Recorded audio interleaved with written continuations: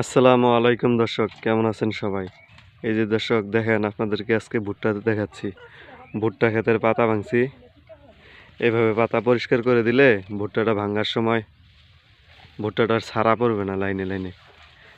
আর এক সপ্তাহের মধ্যে ভাঙবো ভুট্টাগুলা।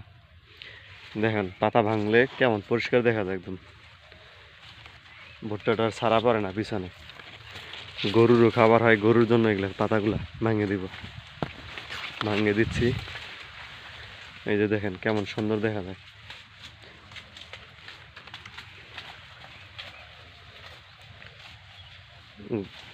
আগামী এক সপ্তাহ পরে, এক সপ্তাহের মধ্যে ভাঙতে পারবে, এক সপ্তাহ।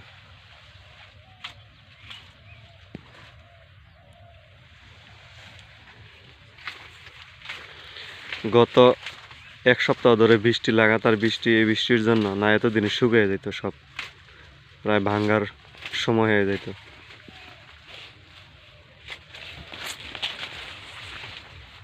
এই যে সামনে এখনো ভাঙ্গা হয় নাই, কেমন জঙ্গলের মতো লাগে। পাতা ভেঙে দিলে পরিষ্কার হয়ে যায় একদম।